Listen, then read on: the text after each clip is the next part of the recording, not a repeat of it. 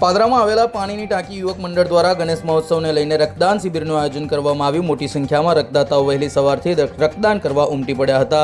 પાદરા નગરપાલિકાના પૂર્વ પ્રમુખ મયુર ધ્વજસિંહ ઝાલાના હસ્તે રક્તદાન શિબિરને ખુલ્લો મૂકવામાં આવ્યો હતો। રક્તદાન એ મહાદાનના સંકલ્પ સાથે આ કાર્યક્રમમાં સહભાગી થવા માટે પાદરા નગરના અગ્રણી હિતેશ પટેલ, પાદરા નગરપાલિકાના પૂર્વ પ્રમુખ પરેશ ગાંધી, પાદરા નગરપાલિકાના સદસ્ય જયમીન ભટ્ટ તેમજ પાણીની ટાંકી યુવક મંડળના તમામ સદસ્યો મોટી સંખ્યામાં ઉપસ્થિત રહ્યા હતા। વહેલી સવારથી પાણી ટાંકી યુવક મંડળ દ્વારા રક્તદાન શિબિરની શરૂઆત કરવામાં આવી, જેમાં પાણી ટાંકી યુવક મંડળના તમામ સદસ્યોએ રક્તદાન કર્યું હતું। સાથે સાથે નગરના અલગ અલગ વિસ્તારોમાંથી આવેલા રક્તદાતાઓએ પણ મોટી સંખ્યામાં રક્તદાન કર્યું હતું। પાણી ટાંકી યુવક મંડળ દ્વારા દર વર્ષે અલગ અલગ પ્રકારની સેવાકીય પ્રવૃત્તિઓ કરવામાં આવે છે, જેને લઈને ગણેશ મહોત્સવ નિમિત્તે રક્તદાન શિબિરનું આયોજન કરાયું હતું। પાણીની ટાંકી યુવક મંડળ દ્વારા 30મા વર્ષે ગણેશ મહોત્સવનું આયોજન કરવામાં આવેલ છે।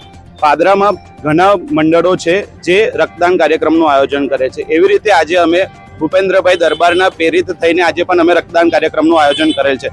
રક્તદાન એક મહાન દાન છે, તેથી અમે દર વર્ષે રક્તદાન કાર્યક્રમ ઉજવીએ છીએ।